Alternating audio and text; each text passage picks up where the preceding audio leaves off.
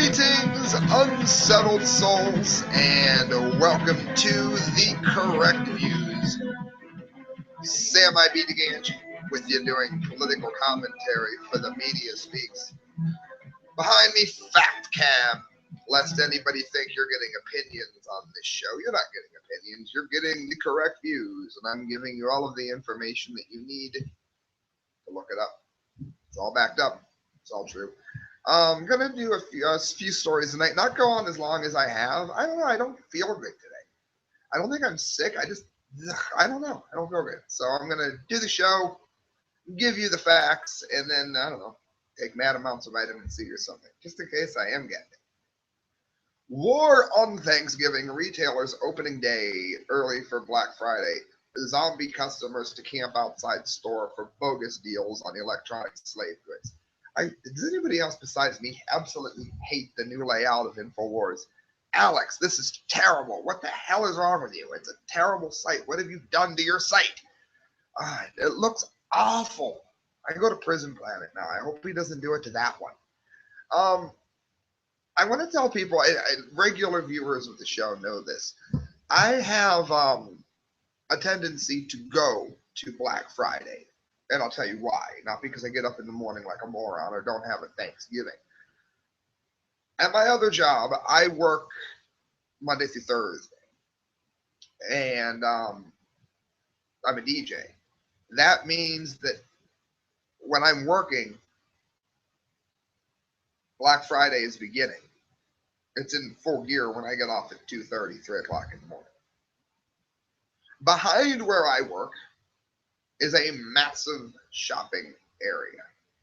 In front of where I work is a massive shopping area. It basically is one of the biggest. It used to be for the two exits it took up. Belton Village used to be it had the highest number of stores on any two exits anywhere in America. I don't know if that's still true. It might not be, but the stores are open, and I just got off work. Well, if stores were always open at 2 in the morning, then I would go to them more often.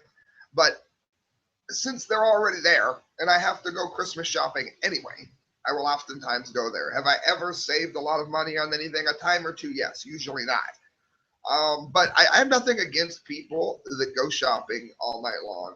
That's, some people have fun doing that. When my dad was healthy, he used to love that kind of thing. And I get it. I mean, it used to be fun to go out with Dad in the middle of the night and do some shopping sometimes. Yeah, it was great. This is different. This is people who are destroying their entire Thanksgiving, their culture, their heritage, whatever. Who cares? Because nobody cares about God anymore, right? They're destroying family time even to go to these ridiculous stores.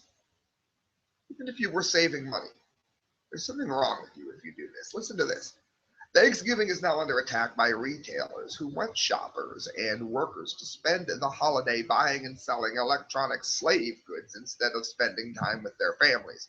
What do they mean by slave goods? They mean that they've been outsourced to countries like China. And when China builds these things, like the Apple Store, they have a suicide net. I'm not kidding. They have a suicide net at the Apple factory. So many people have jumped off the buildings to their death because they have to work there. It's miserable. Let's go and support that instead of having turkey dinner with our family. And again, I don't like that I have to work on Thanksgiving. I understand being a DJ that is very important because of the people that shop all night. Again, the people I've got no problem with. It is not family time at 2 in the morning. So it doesn't really bother me if you're shopping at 2 in the morning. It's not like you did some great injustice to the memory of Thanksgiving. It's now Friday. I've got no problem with that. This here is ridiculous. It says Toys R Us will open its doors at 5 p.m. Thanksgiving Day, while Target, Macy's, Sears, and other major retailers were open an hour later. Unfortunately, Target is one of the stores that I shop at every year because it's close to where I work. The issue with this, I know what you're saying. Well, hey, if people don't want to spend it with their family, they shouldn't have to. My issue is, what about the employees? This is ridiculous to ask them to do this. Again, I'm very open-minded. Some stores, and I don't see it in this article. It doesn't mean it's not in there. They will hire temp workers only on Thanksgiving and Black Friday. And the only time their regular employees get the shift is if they ask for it. Otherwise, it's temp agency. So everybody that's working gets signed up for it. I'm more open to that than I am what I know is happening to most of these employees, which is to say they're getting hosed and being forced to work on Thanksgiving Day. Says that means that numerous shoppers will be spending Thanksgiving not at a dinner table, but rather at makeshift campsites outside big box stores waiting for them to open. Half of all customers plan to shop on Thanksgiving, with only 28% believing the holiday should be spent with their families, according to Austin-based research firm Accenture, ACCEN. That is dreadful. I'm sorry, it's dreadful. If you can't find the importance of taking a day of thanks for your health or your job or your family, there's something wrong. Even if you don't believe in God, if you're not just happy and thankful to have your family around you and what Thanksgiving represents, then there's something wrong with you. Both of my parents are dead, and thankfully, I got to see them on most holidays. My dad was a nurse, which is another profession where somebody's got to be there, and sometimes he would have to do it.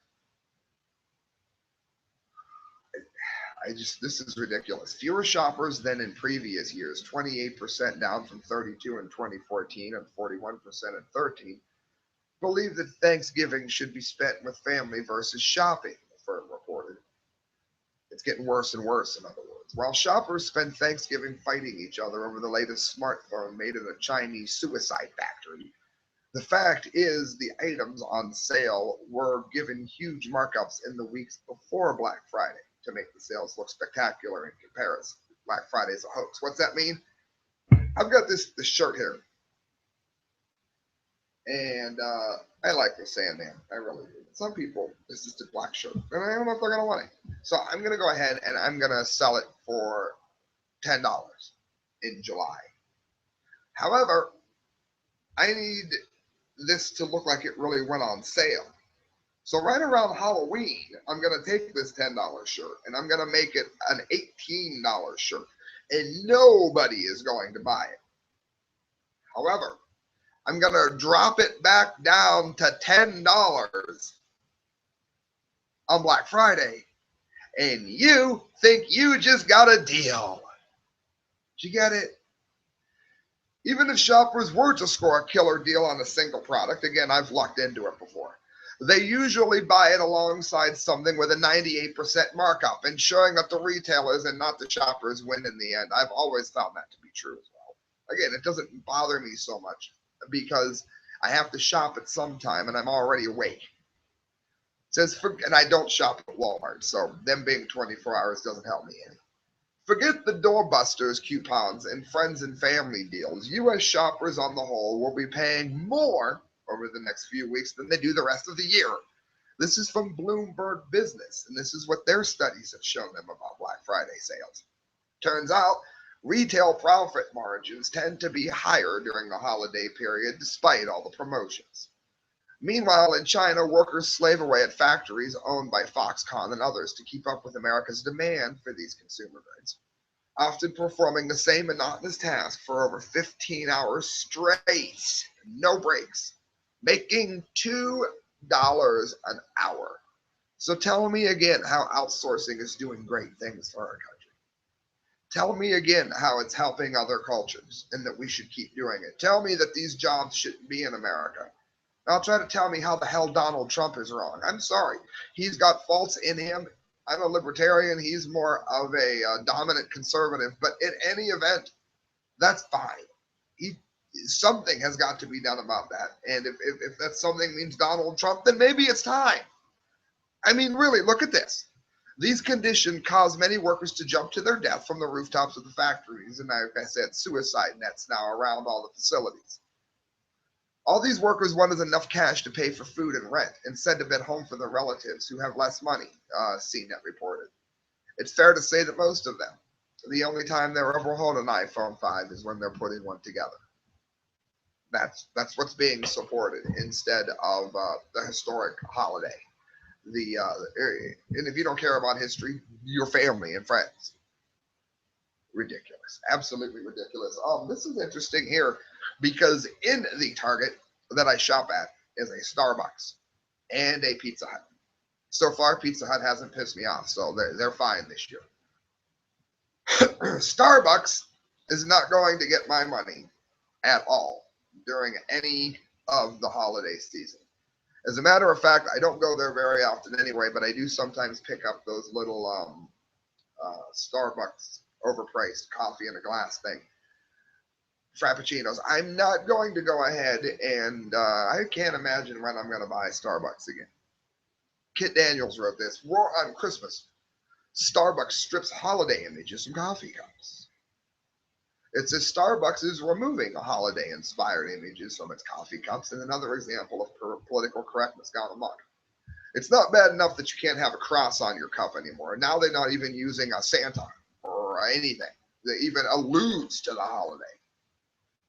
So they won't get this Christian at their overpriced coffee shop because they wanted to keep the Christ out of Christmas, then now keep the Christian out of their shop. How's that? Unlike previous years where the cups came with holiday imagery, such as the vintage ornaments and hand-drawn reindeer, Starbucks' new Christmas cups are now just plain red. Creating a culture of belonging and inclusion and diversity is one of the core values of Starbucks. Each year during the holidays, the company aims to bring customers an experience that inspires the spirit of the season. That's what Starbucks said in the statement. It says Starbucks will continue to embrace and welcome customers from all backgrounds and religions and stores around the world. No. What you did is just alienated most of the people shopping. This is a great way to lose business because nobody has any problem prior to us capitulating the first time.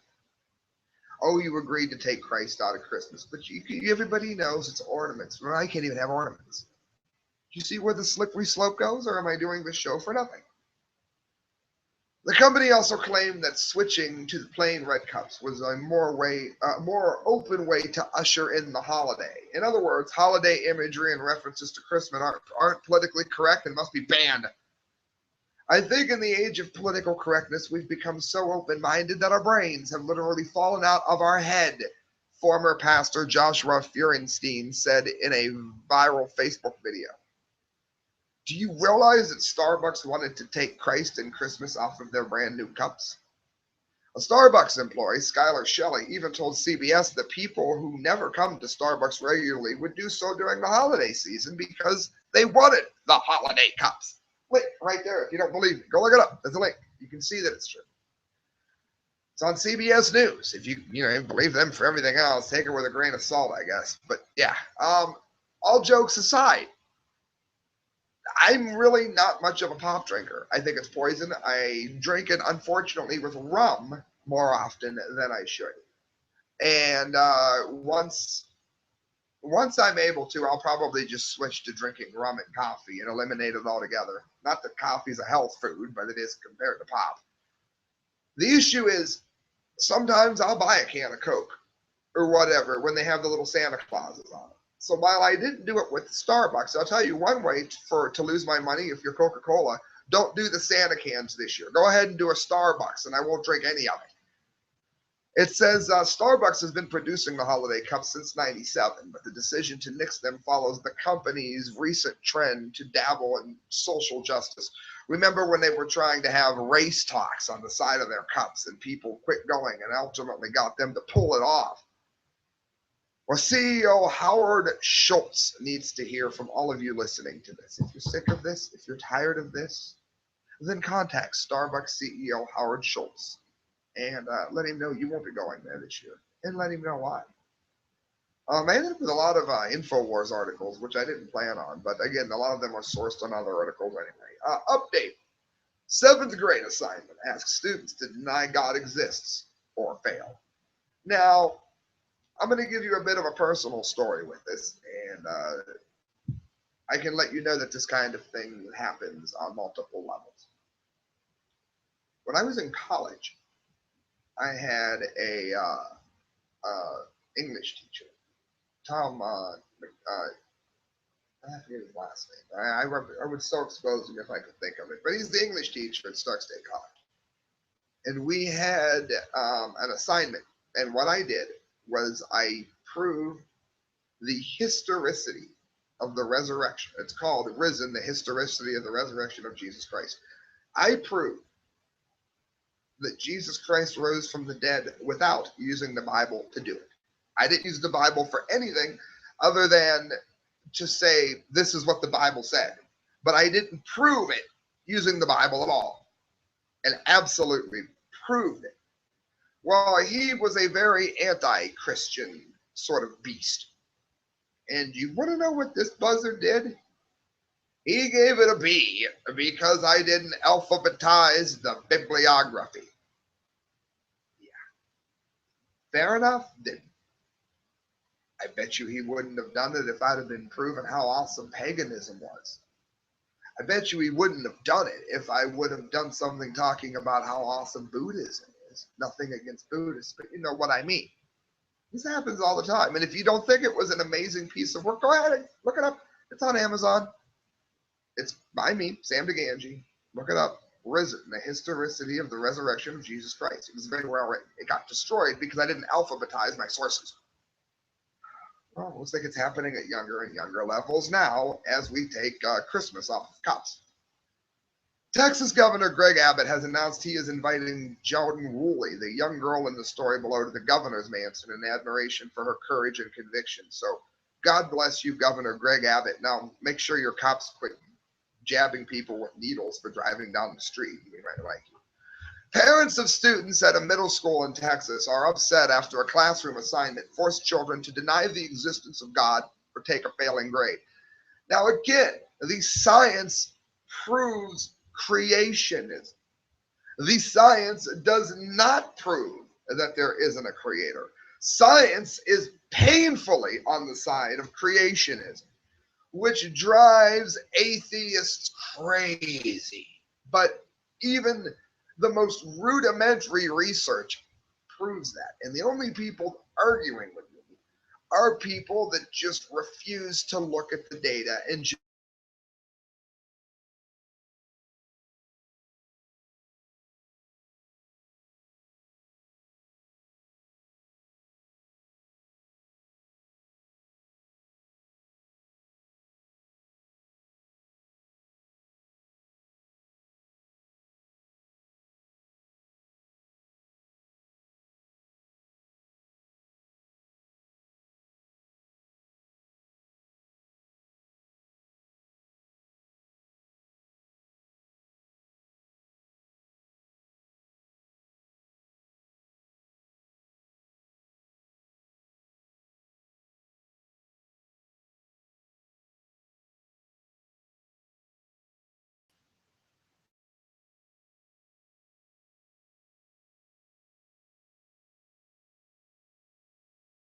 Woolley told school board members.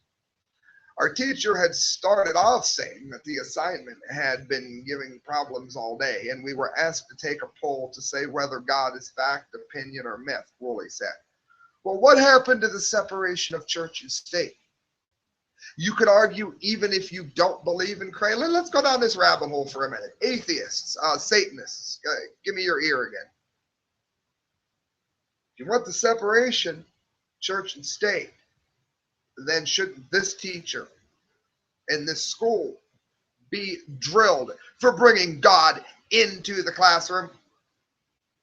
See, now even atheists are agreeing with me. See how it works? She told anyone who said fact or opinion is wrong and that God is only a myth. Of course, she knew. Obviously, she's an English teacher because she knows nothing about science. Woolley described how the teacher went on to tell students who believed in God that they were completely wrong.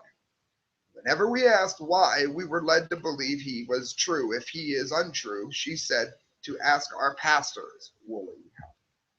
She also described to board members how the teacher asked her to prove God's existence, at which point the student referenced the Bible and stories about people who died and went to heaven only to come back and tell their stories. You can also make sure she reads. Says somebody send this teacher a. If somebody sends this teacher, because if I do it, it's going to look contrived. If someone sends this school or this teacher a copy of my book, my piece that I wrote, it's not really a book, the piece I wrote. If you send that to her, I will promote your favorite charity on here, and I will donate the money that you paid to my book to your favorite charity. I'm not trying to make money on this. I'll actually lose money when royalties are done doing it this way, but that's fine. If somebody does it, if someone does it, count me in. She wants proof, we'll give her proof. The distraught student also related how emotional tensions in the class were elevated, describing how one of her friends grew so incensed she threw everything off her desk and onto the floor. Another child had asked if the teacher could try to put that we believe on paper, and she said, you can do it if you want to get the problem wrong, and you'll fail the paper if you do. And it was supposed to create debate. No, it was supposed to slander God. Because if it was about debate, then people that disagreed with you would not get a failing grade. Because I'm sorry, I haven't seen anything that tells me that that wasn't the case. They want you to say that God is an opinion. That is an opinion, and it's a wrong one. Friends, you're listening to The Correct Views. We got 3 stories left to get to. I just want to say real quick, make sure you look us up on Tumblr. We're on Tumblr, not on Facebook anymore. On Tumblr, we need people sharing the videos, telling people we're out here. Helps a lot. Also, go to stickerjunkie.com. Put in the correct views in the promo code. You're going to save a fortune. It's either correct views or the correct views. I think it's both. You're going to save on your stickers. You're going to get amazing looking stickers. Friends. Do me a favor. Remember sticker junkie. You'll be glad that you did. TheGuardian.com, outrage over Holocaust comments intensifies as Netanyahu meets Kerry. What's interesting on this is, I guess the stories are all tying together here. The attack on confirmed history. We know, for instance, that Jesus Christ lived. We know this. We know that the statements that were made here by Benjamin Netanyahu are in fact historically correct, even if it angers Palestinians. What else is true? Sam's pro-Jew. He's a Jew lover. You know what? I'm indifferent to whether you're a Jew or not. I am so sick of what sounds like a bunch of fascist bastards in the libertarian movement to blame everything on Jews. Jews this, Jews that. Zionists are dreadful. But they aren't Jews any more than Westboro Baptists are Christians. I don't care if you're Jewish or not. I can't think of anything I care about less. Sometimes people will bring up that certain very perverted sects of Jewry will have historically sacrificed people and use their blood, particularly the blood of Christians. That has happened throughout history in perversions of the Jewish faith. But if you talk about it, then you're anti-Jew. Then you hate Jews. Then, just because I said that now, everybody, I'm going to get every Jewish person on there and say, oh my God, I thought you were our friend. Now you hate us. I still don't care. Point is, most Jews are not out here drinking blood. Did it happen? Yes. Does it make Jews angry that it happened? Then I'm sorry. But the history says that it happened. Well, Benjamin Netanyahu gave facts regarding the Holocaust that angered people all over the world. Well, they're just going to have to be angry because Benjamin Netanyahu is correct. He's met the U.S. Secretary of State John Kerry in Berlin amid a continuing storm of criticism over remarks the Israeli Prime Minister made, claiming that the Palestinian Grand Mufti of Jerusalem had suggested the genocide of Jews to Adolf Hitler. Do you want to know something? He did. The Grand Mufti of Jerusalem did give the idea to Hitler. Many other people had given the idea of genocide in such a way to Hitler. He was partially influenced by the writings of Aleister Crowley. So we know that a number of people influenced this mindset onto Adolf Hitler, who was drug addicted, who was syphilis ridden, and who had to have been one of the worst leaders in all of history. If he had listened to his generals, unfortunately now we would all be speaking German. So thankfully he didn't. Hitler gave the war away because he was an idiot, thank God. But Netanyahu is getting backlash here for saying that he somehow is letting Adolf Hitler off the hook, or that the Grand Mufti is responsible for the death of everybody that died in the Holocaust. He's trying to blame it on the Palestinians. That's not what he's doing at all. He's pointing out a very reliable, very well-rooted historical fact, and that is that the Grand Mufti had suggested to Hitler that he kill the Jews. I'm sorry, it's true.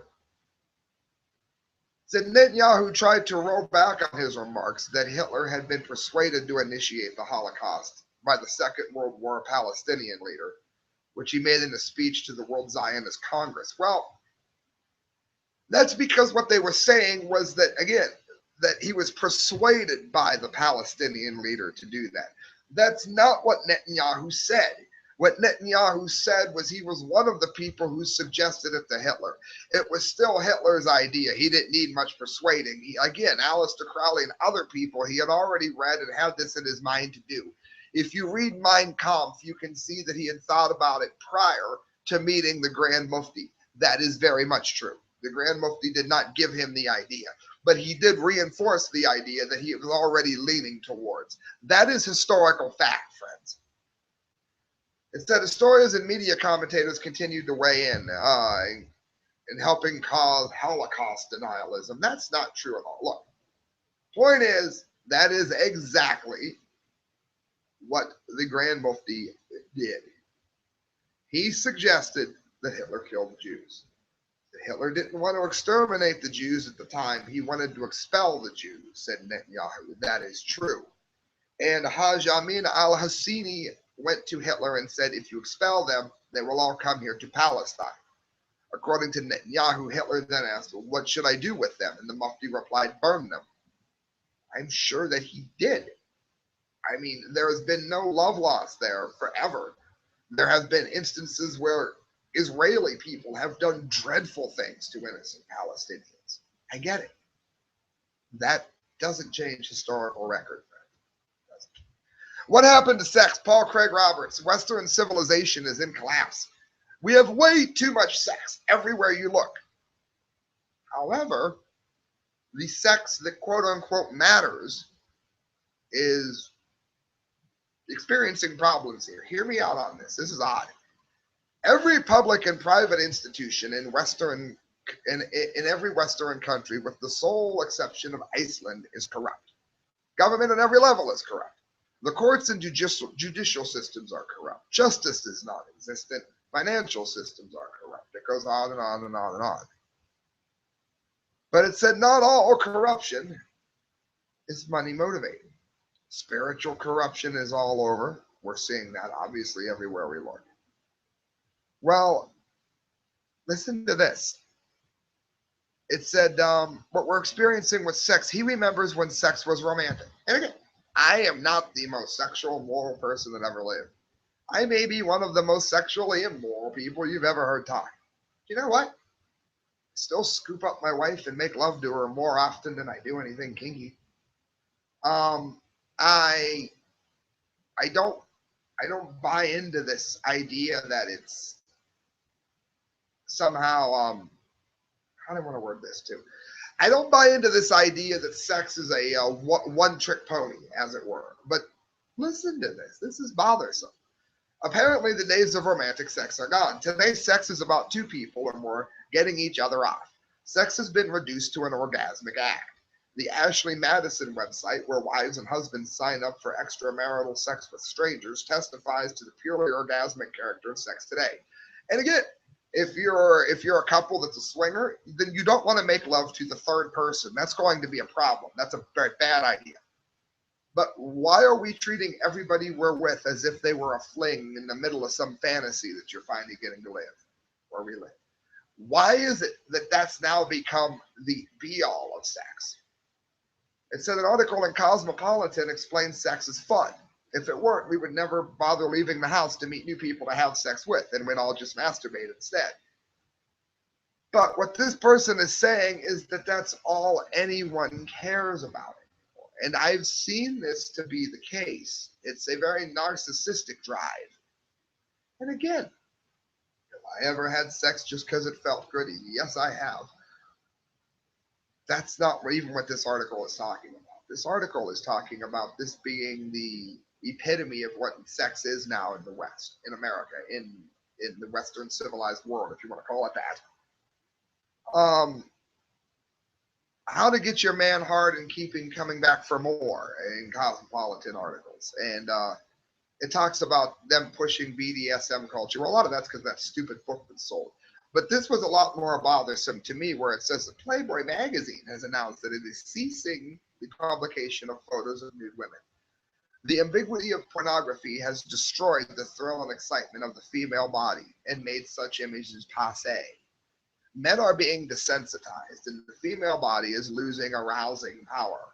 Perhaps this explains why there is a demand for a dominatrix to put couples inside of giant balloons, and it goes on to list that very weird sexual fantasy. My point being, first of all, we don't have enough readers to keep magazines going to begin with. And Playboy has a very high readership, not just the pictures. It really is true. People have always read their articles.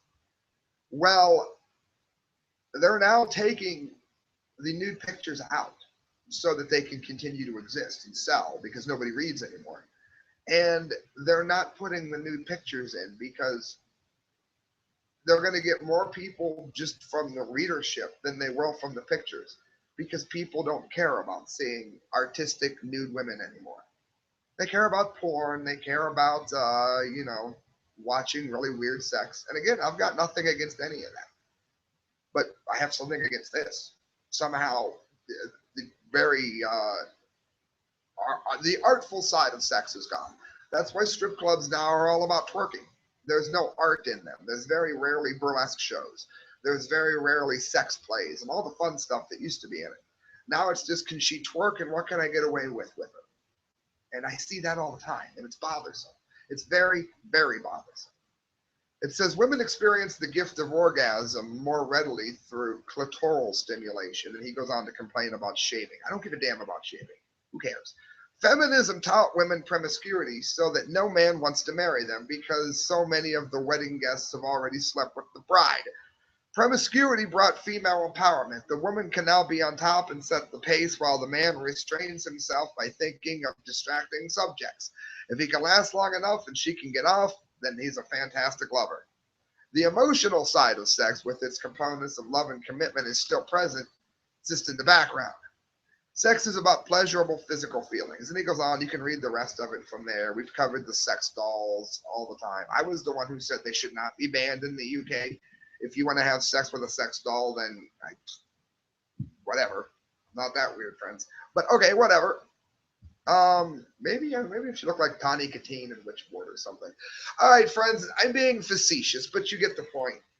That's a very interesting piece in that article, is that there's so little love of beauty in sex anymore that artistic pictures aren't even desired by anybody anymore. And it's bothersome. Read the article. It's even more bothersome. Friends, that brings us to the Dundee of the day. That's right. Oh, yes. Video. White people refuse to say N-word in rap lyrics. Paul Joseph Watson covering the work of Mark Dice. And again, Mark Dice and I agree sometimes, and sometimes we don't. He was cool. He was in my movie Bilderberg, Why It Matters to Me, and Looking Up the Street. I like Mark Dice. I've always liked Mark Dice, but he can sometimes be a bit closed-minded too. The singer of our band, Passing Time, Serenity, is a adult entertainer. She's a dancer. And she's also an avid libertarian who has done a lot for libertarianism in terms, even in the music that we write with Passing Time, has a very strong pro-liberty base. The lyrics in our music is not at a fifth grade reading level or whatever it is that most music is at these days. And Mark Dice would never give someone like that the time of day. So I have a little bit of a problem with him there. But if you ask me if I like Mark Dice, I like Mark Dice a lot. I watch him all the time. I'd love to have a beer with the guy. I like to see him again. More power to Mark Dice. I'm just saying I think he has a very narrow view of the world. But having said that, he also has done a lot for freedom and exposing the extreme levels of stupidity that exist within our world. And no one does it better than he does. I mean, I've got the dunce cap of the month where I expose all the idiots. But, I mean, he gets the idiots on camera, and shout out to him. He's been stolen. His work's been stolen by Tonight Show and so many people taking his idea. But this is one of his best ones. It's Dundee of the day going to these people. Is it ever okay for white people to say the N-word? Not according to beachgoers in San Diego, the vast majority of whom refuse to recite rap lyrics in public. According to a recent study, hip-hop is the most influential American music in the last 50 years, carrying more clout than rock, and although its popularity with white people seems to be greater than ever before, most of them are deathly afraid of singing along with the lyrics to many of today's biggest hits. Well, I can tell you why, because every other word is an N-bomb. Does it offend me? No. I'm going to tell you something interesting. I don't care if you're a Jew. I don't care if you're a black person. I don't care at all. And I get you. I'm going to get, if you're a black person that agrees with me on this, do me a favor and leave the comment. Because what I'm going to say ends up something you're not supposed to say, but it's the correct views now, isn't it? The reason that I don't go to more black-owned establishments is because I hate hip-hop, not rap. I love rap. Hip-hop, and I despise vocal running. It's called Melissima. You know, the way that you sing, oh, baby, baby. That makes me want to shake a baby while kicking a kitten through a house fan and watching revenge porn. I hate that sound. I don't care if you're Christina Aguilera, who the last time I checked was quite white. I don't care if you're Beyonce. It's terrible, and I hate it. I have nothing against black people, black culture. I don't care what the color of your skin is. I hate what is commonly called black music. I can't stand it. It's awful to me. How many black people do not go to white-owned clubs because you freaking hate something about white music? And I don't like to put music on colors because one of my favorite entertainers of all time is Cab Calloway, and he's quite black. But I'm speaking the way people speak in terms of white music, black music. We'll go with it. You can't stand Metallica. There's something about the sound of that music that gives you a headache. You don't care if someone's white. You could care less if they're Jewish, if they're Christian. I'm speaking to somebody, ain't I? But no, you can't say that. You're not supposed to say that. Now music has gotten so bad that white people are listening to music that has lyrics so bad that they're afraid to recite what the lyrics are. And that's ridiculous to me. Anything I listen to, I will happily recite the lyrics to. And if he'd asked me to read them, I'd have read them. I didn't write them. I'm not the one saying nigga this, nigga that. That's Nicki Minaj. There are no N-bombs in passing time music, search though you may. Why? Because I think it's moronic. That's why. Explaining that the goal was to put an end to this double standard that white people can't sing along with rap music, Mark Dice tried to get one man to recite the lyrics, but he immediately refused, stating, "Oh, not even a chance, not with words like that." Asked whether he would recite the lyrics to support the First Amendment, another man responded, "I'm not going to stand here and drop the N-bomb or anything." The young woman then refuses to read lyrics from the Nicki Minaj song, Nicki Garbage. Well, that's kind of aggressive. While another man says, "That's too much." "I don't want to say that word," a woman responded. "I can't say the N word. I'm white." And yet, it's all over the music. Yet they choose to go to clubs that play it all the time. And, and I get the fiction side of it. I'm a death metal fan. I really like death metal. And again, I've already said before I was Christian. But there's fact and there's fiction. Now, I know some black metal is real, but that's another topic for another day. My point is, most like bands like Obituary, it's fiction. It's fiction. White Zombie, it's fiction. I don't have a problem with that. But when everything is about the same four or five vulgar words repeated with different inflection, it just gets old. And these people, obviously, is dumb as a box of rocks as well, getting the dumbity of the day. Friends, you're listening to The Correct Views, brought to you by Mike McLaughlin, MacLaughlin. Make sure you look him up on Facebook.com and let him know you heard about his writings from The Correct Views. You can also donate to the show at thecorrectviews@hotmail.com. Every penny you give to me goes towards a better show. Good night, friends. God bless.